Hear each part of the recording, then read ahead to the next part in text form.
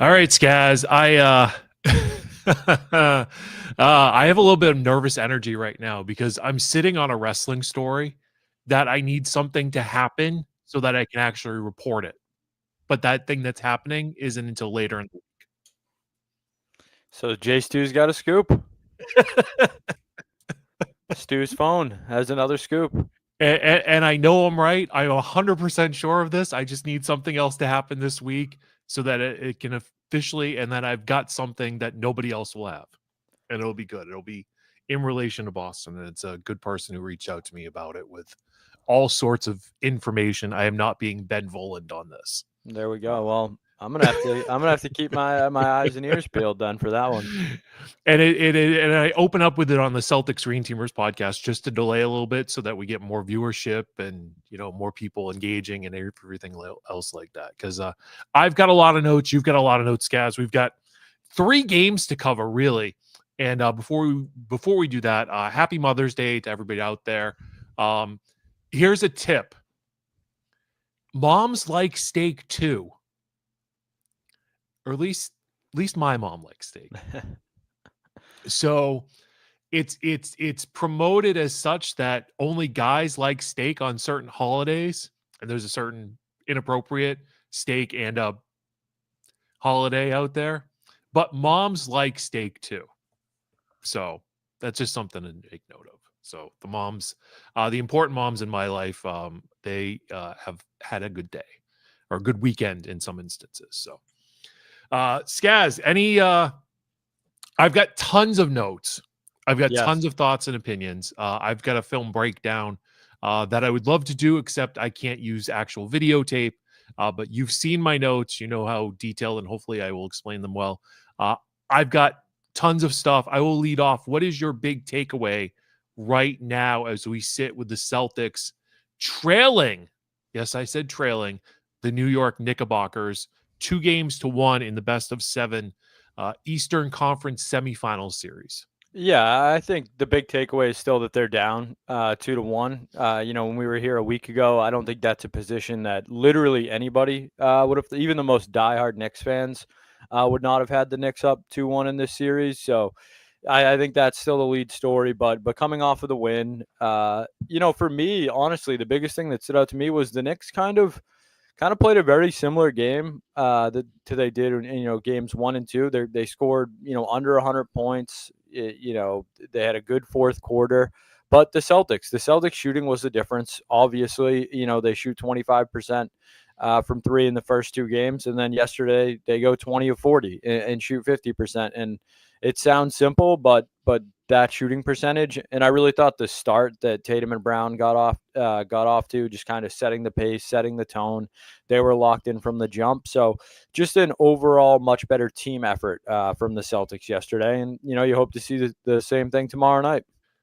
I think the game 3, they shot pretty much 50%.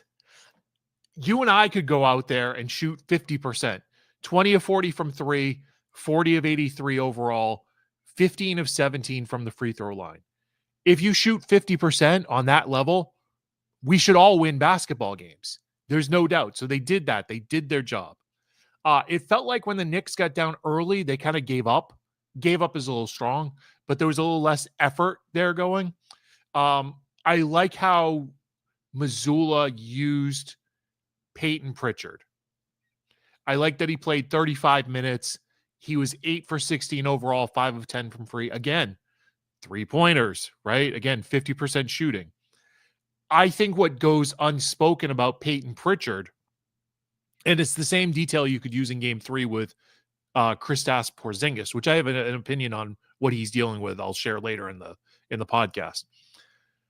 They're contributing defensively. And Peyton Pritchard is working hard defensively. He's fighting through switches. He's being a pest. He's being that YMCA player who kind of gives a little elbow on the rib cage, Tom Curran. He's the guy who kind of like knees to, like the Orlando series, right? You do the little run by and you get a knee-on-knee incident. And yes, I did elicit Tom Curran's name. I'm not sorry. People are scared of him. I am not. I'll give you an example of this. In the fourth quarter, and I know the Celtics were up 20, But Peyton Pritchard is still fighting through Towns' screen to get to Brunson, and then he still loops around there once he knows Horford has picked up Brunson at the three-point line. Pritchard catches Towns, and it's enough of a distraction where Towns falls to the court, cries for a foul, which everybody is doing this series, and Towns misses the layup. It's like a small little detail like that Peyton Pritchard is accomplishing what his goal is, and that's to be a pest on defense. And it's something that the numbers don't show. It's the fight I used to have about Al Horford doing these little things. It's like, oh, what does Al Horford do? Well, he does these little details that don't show up in the box score that you actually have to like watch the film and break down what's actually going on. And, Al Horford's the king of the moving pick. I don't know if y'all have noticed that yet, but it's great. He gets away with all of them because like, I can't call a foul on 38-year-old Al Horford. I can't do it, even though it's a clear foul. But that's the type of things that Peyton Pritchard did in Game 3.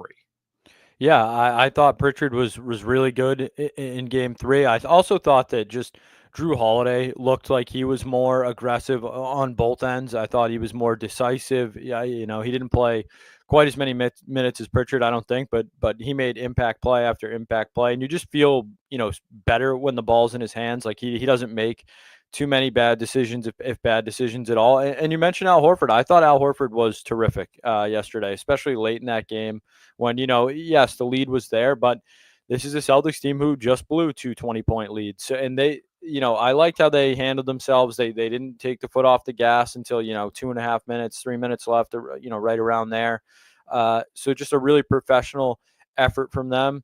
And then Derek White, they needed a little bounce back game from just about everybody, but Derek White, started to hit a couple shots, and that's what happens. That's why the Celtics are so deadly. Everybody can score, and the Porzingis thing I know we'll get to. He looked hobbled. He did not look good. 5 points or whatever it was, and the thing that bothered me more than anything was him going up for rebounds. He had no vertical, like no lift at all. You mentioned Towns. It looked like Towns might have got banged up in that game. There's reports out there that he mouthed to, the training staff or his family, whoever it was, courtside, I broke it. People think he may have broke a finger in that game. So, you only saw 8-9 minutes of Cornette, but he was okay in those minutes. Maybe you see a little more of him going forward if Porzingis is out. But, in a series like this, it's going to come down to Tatum, Brown, White, that starting five. And then if Pritchard can give you that consistent spark off the bench, it's been a little up and down this playoffs with Pritchard, but hopefully with, a guy like Brunson out there, you can use Pritchard a little more because he's not going to get exposed as much. So, hopefully they can build on that. It's just getting different looks. We talk about the volume of three-pointers, but I thought the three-pointers they got in this game were a lot better than they'd gotten in games 1 and 2. They had so many open looks early. Derek White, Tatum hit a couple early, stepping into them. Ones he was hesitant to shoot, in the first 2 games after starting slow. So just an all-around really good effort from the Celtics. And their defense has kind of been there all series. The Knicks have not scored a ton of points in these games. So they keep playing defense and the shots fall. I think it's 2-2 after tomorrow night.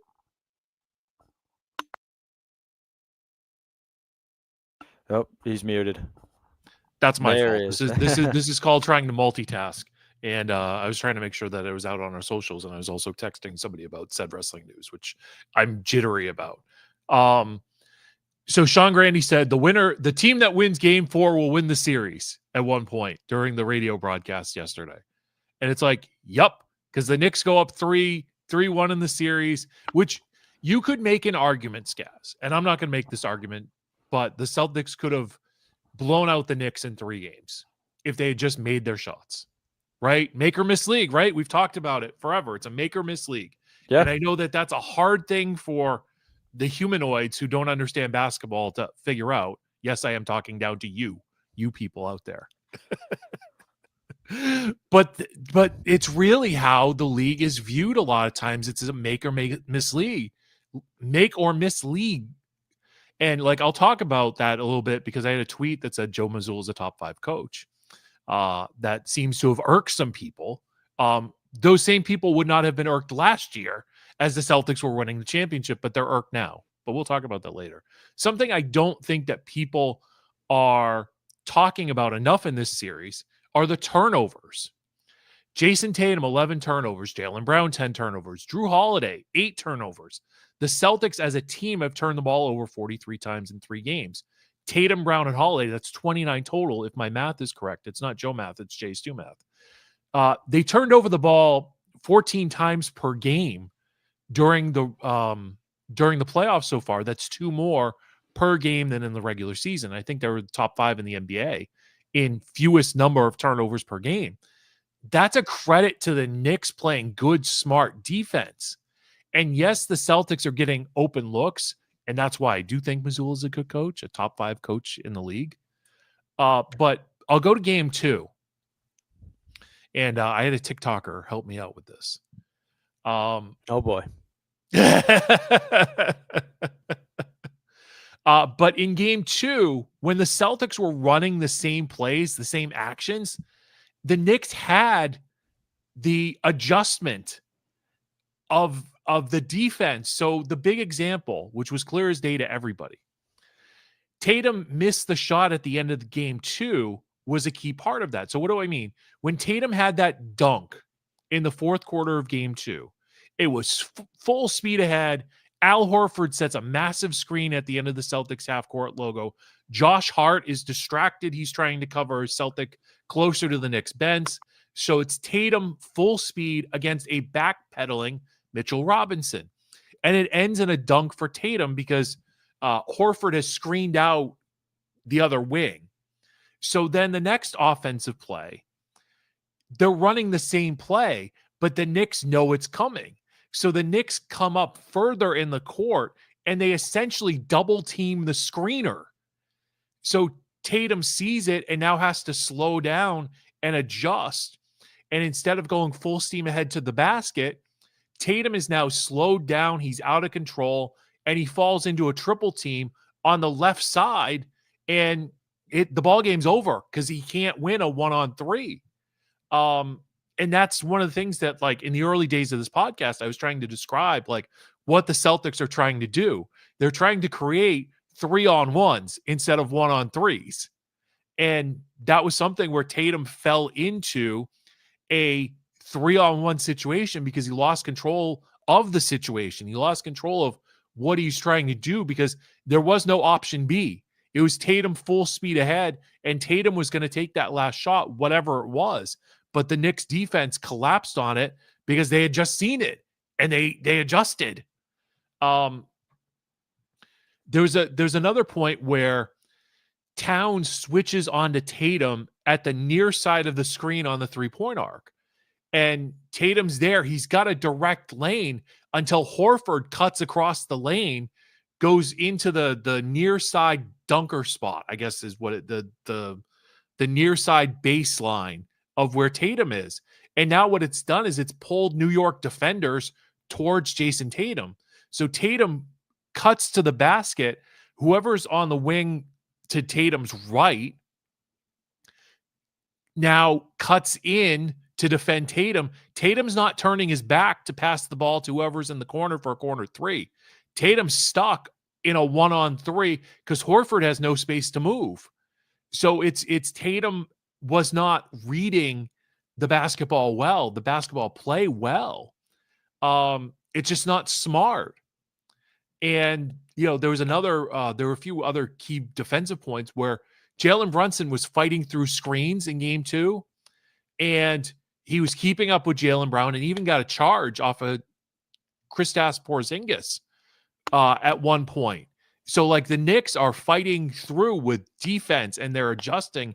And even though they're giving up the open shot at times, they are still adjusting and playing physical. And when they see a read, when they see the Celtics trying to go into a certain offensive set, they're adjusting. And that's a credit to Tom Thibodeau and the Knicks players for understanding the concept of what's going on. Yeah, I give the Knicks credit. I know, a lot of the narrative is, the Celtics should still run them over and all that, but the Knicks do deserve credit for being up 2-1. I didn't think they played, tremendous in the first two games, but it's playoff basketball. It's gritty. It's going to be ugly. It's going to be hard to score.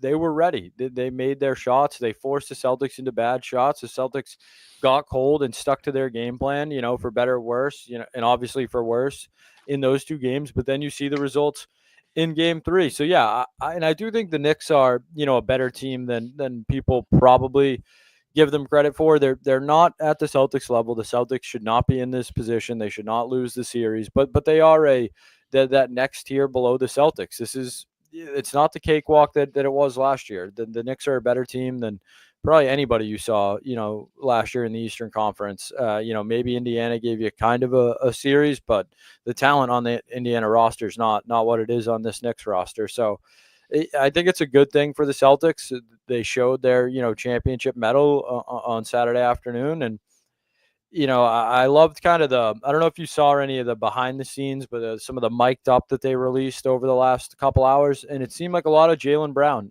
He is kind of the vocal leader. That's his role. He's the guy that's going to get him fired up. He was locked in. Mazzulla was telling Jaylen, hey, light this place on fire. And that's how they came out. They came out ready to go. And I think that is because nobody loves putting themselves in, disadvantageous situations more than this Celtics team. They love putting themselves in the fire of adversity every single time. It's kind of how they built themselves. They've been through all this. They've lost, numerous playoff series in heartbreaking fashion. They've won some in incredible fashion. So that's an advantage you have now that these guys are a little bit older, is that they've been here before. They should be ready for the moments when they come, and Saturday they were ready. I don't know that Joe Mazzulla, I don't know that there's a coach in basketball or in any pro sports who loves making their players feel more uncomfortable than Joe Mazzulla does, or at least the perception of it is. He certainly loves it. He loves going toe-to-toe with jiu-jitsu people, and he just wants to drop coins on the court and fight people. So that's Joe Mazzulla. But I do want to talk about Joe Mazzulla, because I heard this a lot. The narrative out there, Skaz, the narrative, and I say that in full fun, is that they should fire the coach. And I have moments of frustration with Joe, but overall, he's a really good coach. And part of that is his preparation, what he's trying to accomplish as a coach. The players trust him and invest in him. And when a player would second guess him, like Marcus Smart, Malcolm Brogdon, they got exiled from the island of Missoula because they were second guessing. And it's like, are you all in or are you not all in? So I put out a tweet on Saturday before game 3 about how Missoula is a top 5 coach in the NBA. And I truly believe that. And I would probably still feel that way even if he hadn't won last year. But the key to being a good coach now is having your players buy in to what you're trying to do. And this team is not only built for the 3-point shot, but it's also built for, it's built for what they're trying to do with the quote unquote math equation, right? So I think what holds Missoula back from being in the conversation of one of the great coaches in the NBA is his roster is loaded, right? We agree that the roster's loaded. I would agree. So we all think that Brad Stevens is a great coach, right?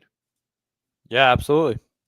How many times did he make the NBA Finals, Skaz, as a coach? I believe that would be 0. So do I have to disqualify Brad Stevens from being a good coach because he didn't make the NBA Finals? No, I don't think so. Okay, so Missoula's got a title and a finals appearance. So I think he's a good coach because his players buy in. He's getting open shots, right? So Missoula's job as a coach is to get his players open shots, design them up, and draw them up. The last 3 years, Joe Mazzulla has done that because the Celtics have led the NBA in open and wide open shots, 3-pointers specifically, and that's the goal. The most important stat in basketball, according to them, is the open 3-point shot. And they have gotten them at a NBA record pace. And his defense has been good, by the way. been a top 5 defense 3 years in a row. But the point is that we don't look at Joe Mazzulla as this great coach because all he has had to coach is a loaded roster. He inherited an NBA Finals team. He inherited an Eastern Conference champion. And we look so fondly upon Brad Stevens because of he got the Bridgies. He got a player of less than players. He got a player of young players. He got them to Game 7 of the East Finals, but couldn't get them to the next level. But here's where Brad failed as a coach. And I get that injuries played a factor in this. He had a team with Kyrie Irving, Gordon Hayward, Al Horford, young Jason Tatum, young Jaylen Brown, and did not get to the NBA Finals. Wouldn't we count that as a fail? Yeah. I mean, I understand. I understand what you're saying. And the injuries are why it didn't happen. Yeah. Also, not getting Jason Tatum the ball in the last 2:43 of Game 7 against LeBron and the Cavs, that plays a role in it. And, Stevens has to be accountable for that. But when the fire Mazzulla calls come in, it's, let's bring Brad Stevens down from the president's office. Well, Brad didn't make the NBA Finals. And I think he's an outstanding coach. He's probably one of the great coaches in NBA history not to win a title. And yet Doc got one, right? There are these jabronis who got one. But Brad didn't get one as a coach. He got one as an executive. And he's got 2 finals appearances as an executive. Frank Vogel's got one. And you know what, though, Skaz? Here's the thing about that, because these are my top coaches in the NBA. And this is in no particular order. But Joe Mazzulla, Rick Carlisle, Tom Thibodeau, Kenny Atkinson, Quinn Snyder, Frank Vogel, J.J. Redick, Udoka, and Eric Spoelstra. Those are my top coaches in the NBA. How many titles are in there? Spoelstra got 2 because of LeBron. Udoka's got a finals appearance. Vogel's got 1 because of LeBron. Kenny Atkins has 1 as an assistant. Thibodeau's got 1 as an assistant. Carlisle's got a couple as an assistant. He's got 1 as the Mavericks coach with Dirk, and Mazzulla's got 1. Those are active coaches. Right? Yeah, But you look around the league, I don't think people would agree with my list. And in fact, probably people hate my list. Yeah, I mean, hate might be strong, but yeah, I think, I'm not a JJ Redick guy. But do you hate his coaching or do you hate his personality? A little bit of both. I did not think he coached well in the playoffs. His rotations were bad. I thought he got salty with the media about it too, and maybe he would admit to it now. But I think Chris Finch is a really good coach with Minnesota. That roster's gone through countless overhauls, from Cat and Julius Randle and Anthony Edwards and all that stuff. I think he's a good coach. Mark Dagnall, I think, is a pretty good coach. I know that roster's pretty loaded. Another guy who I think could be right in that list who's unemployed right now is Mike Malone. I think Mike Malone's a pretty solid coach. I guess you look at Denver now, but the whole thing in Denver is the GM or the owner there didn't want to play Westbrook and was fighting with Mike Malone about Westbrook's playing time, and Malone wanted to play him. And then they fired Malone, and Jokic said, "Hey, I don't care who the coach is, but you have to play Westbrook." And so now they're playing Westbrook. I know they lost today, but I think they've been pretty good too with a lot of people's favorite out in the West. So Adelman's done a good job, but I think Mike Malone's a great coach. I think the NBA has a lot of good coaches. I think the level of great coach in the NBA is lacking. I would agree with that. And the NBA for years has been a players' league, right? And Larry Bird won 3 titles with 3 different coaches, I think. Or it was one he won with 2 and the other was with a third, and he made a finals with a third or whatever it was. But it's generally a players' league. But I think Mazzulla is a really good coach because his players buy into what he's doing and they have built around it. And that's why I think the B-Rob clip, as we call it in the studio, is making the rounds because there's so much to take from that, whether he's yelling and being rude to B-Rob, which I don't necessarily think he was taking out his frustration on B-Rob. But he's essentially telling the players, make your shots. Jason Tatum, get up. You're fine. And I think that's the toughness that Mazzulla is trying to instill upon his players, and the players respect him. And I think that's a big part of it. That's what I think. I'm with you, and I think Missoula showed you, some small adjustments in Game 3. I know they kind of still do the same thing, but it's the same thing disguised in different ways is what the Celtics do. The end goal is the same, get an open three, but the way they get those open threes or the way they, transition or there were times they were pressing and then they would stop and then they would press again. So like every little decision, I thought they were executing well. They were on top of it. And just, you mentioned Tatum and kind of how he reread the game in that, final situation at the end of game 2. He takes it into the corner. And I liked what he said after the game, where he was like, yeah, I messed up. I didn't make the proper read. Basically, kind of just saying I went into the corner. The one thing you're told from, kindergarten basketball, never dribble into the corner. And that's exactly what he did. And kind of that accountability that maybe they've been lacking, 3 or 4 years ago. But this is a team of guys who are championship level. They know it. And I think they also know that New York isn't. That's a thing. Like, the Knicks, Knicks in 5. You hear now. Every great moment in Madison Square Garden history is the other team winning or some visiting player going into Madison Square Garden and going off for 50 points because it's the Garden. It's not like they're celebrating Knicks titles or, the Knicks winning the Eastern Conference in at Madison Square Garden. It's someone like Jason Tatum or Donovan Mitchell or SGA or Jokic showing up to the Garden to drop 50 and hand the Knicks another L. So the whole mystique of Madison Square Garden, maybe like, back in the 80s for a boxing match, but MSG hasn't meant anything for a basketball game, not professionally, for a while. So I think the Celtics could kind of smell the blood in the water yesterday. That crowd wanted to go, and the Celtics, kept them quiet, throughout most of the afternoon.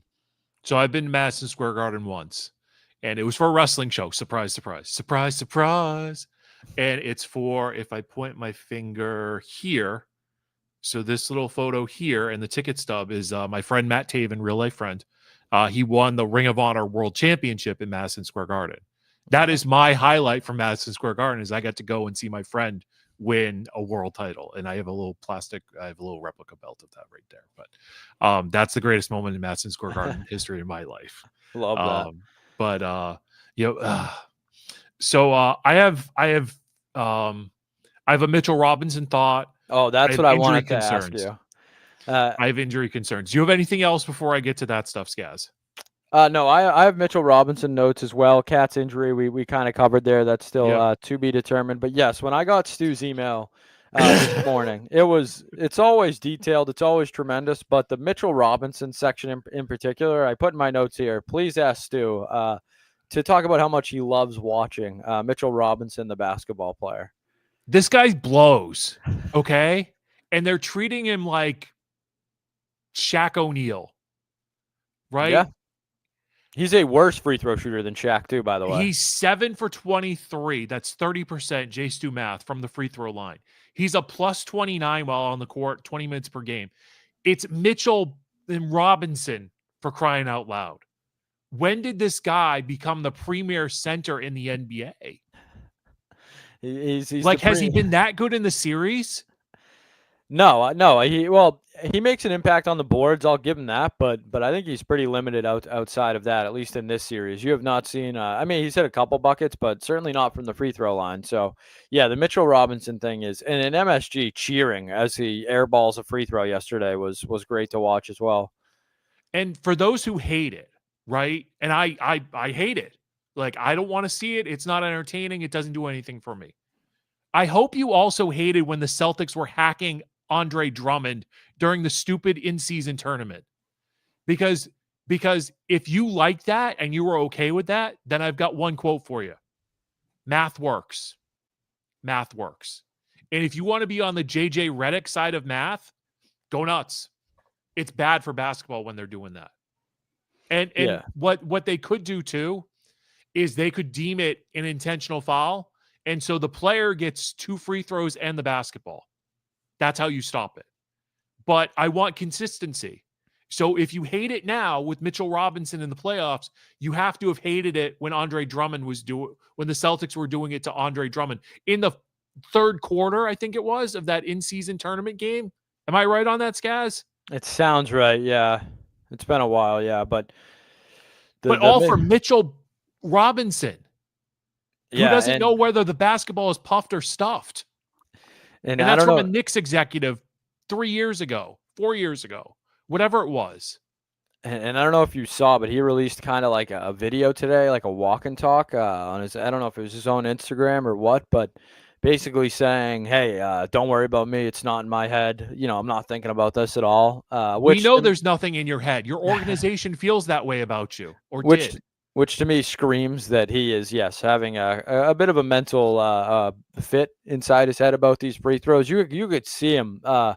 Usually these guys, when they're going through these, they try and keep it calm, cool, and collected. But he was yelling at himself almost at the line, getting discouraged, putting his head in his hands. So I don't love watching the hack of Robinson or whatever you want to call it. I'm okay with it situationally. I'm not okay with it when you're up 20 and he's on the floor, or at the end of the game when you're trying to mess with the substitutions and you end up porking yourself that way. So I think there's a time and a place for it, but yeah, it does get a little tedious.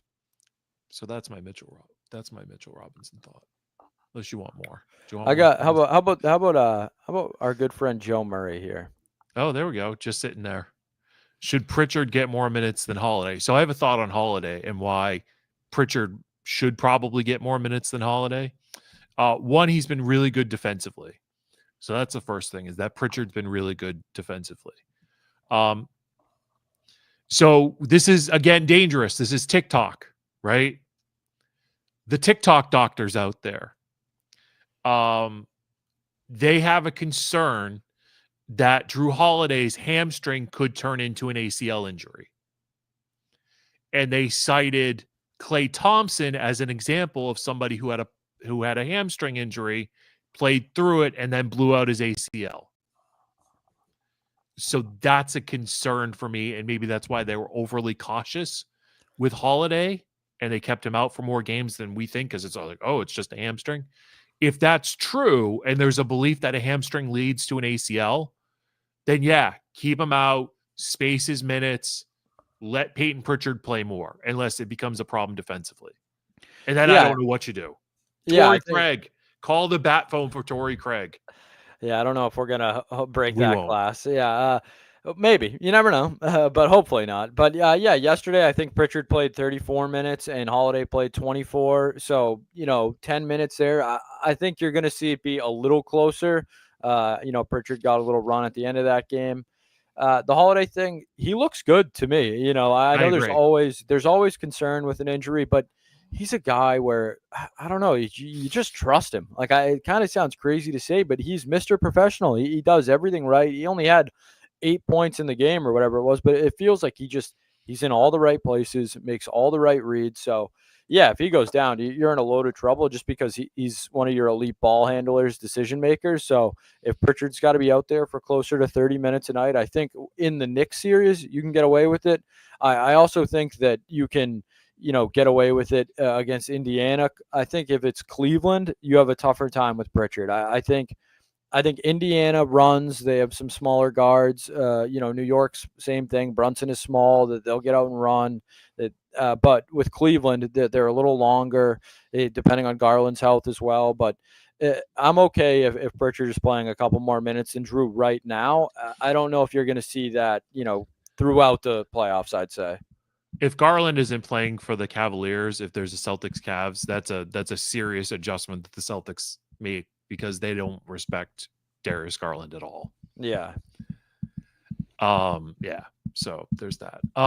So Kristaps Porzingis.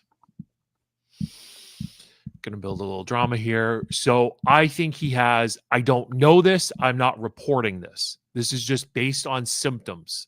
I'm guessing. I'm playing YouTube Twitter doctor. I think he has POTS, which is a condition that heart rate increases excessively upon standing, and it has symptoms like lightheadedness, dizziness. There's a rapid heartbeat involved. There's some disorientation. It's a malfunction of the nervous system. Heart rate, blood pressure, bodily functions, all of it. That's what I think, based on symptoms, quote unquote, mystery illness. It's the only thing that makes sense as to why he can go out there and all of a sudden he can't be out there. It's why he's been to shoot-arounds and then pulled out. It's why they're slowing down his minutes. It's why he looks 1 minute, he looks disoriented and he goes to the bench and he comes back in and he's blocking 5 shots. Right? He went scoreless yesterday, game 3, but he blocked shots. Right? So it's what I'm guessing he has based on symptoms. I'm not reporting that. I'm not a medical person. Yeah, but I've had a family member who has POTS.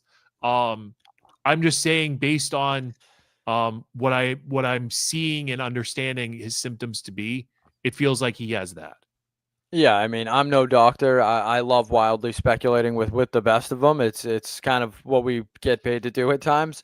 I would just say I know nothing about POTS, but if there is something that is affecting your nervous system when you stand up and down and your heart rate, if you're 7'4", I can't imagine they're letting you onto a basketball court with that. But I know absolutely nothing. I just think that is a terrifying prospect from a liability standpoint. So yeah, that's the thing with Porzingis is really weird. People say, oh, and he's had some immune system infection or whatever. I mean, nobody really knows.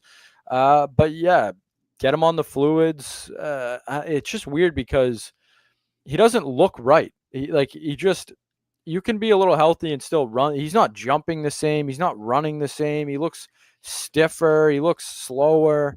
I think I had a higher vertical than him yesterday. He was 2 inches off the ground on some of those rebounds, and he's tall enough that he can still get a few of them. So that's why I wonder that if he is really labored, if you see a little more than 8-9 minutes from Cornet, I just don't.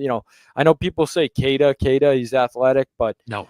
Keita, and I like the idea of him. He's 25, he's still young, but he's like the center version of Aaron Nesmith, where I'm not sure if he knows which way his feet are going at times. And I love Aaron Nesmith; they call him Crash Nesmith for a reason.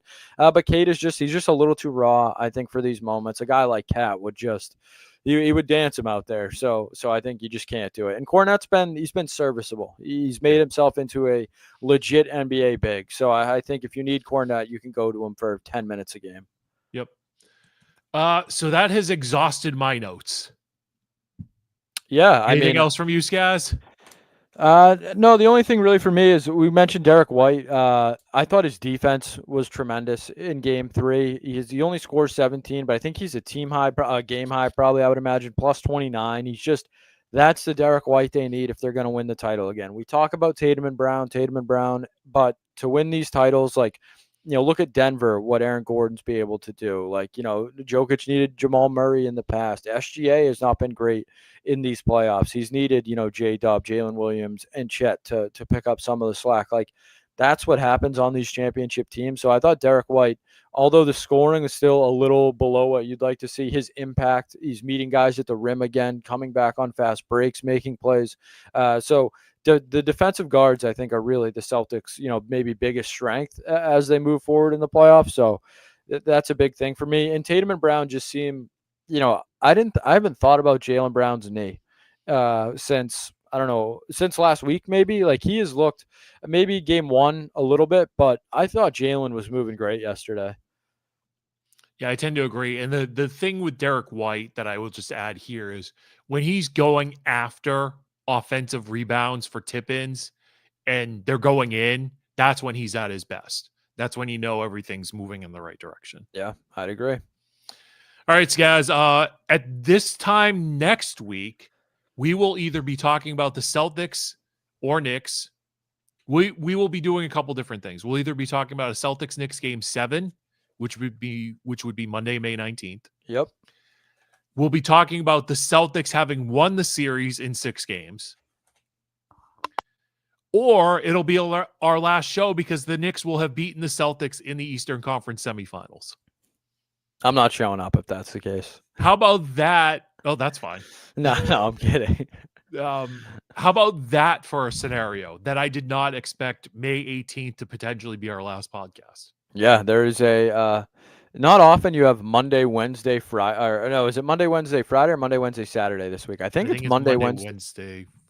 I think it's Friday. I think it's Friday because Game 7 would be that NBA.com. Monday.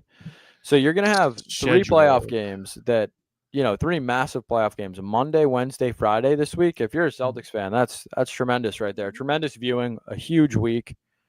I'm looking forward to it. Monday, Wednesday, Friday. Yeah, that's big.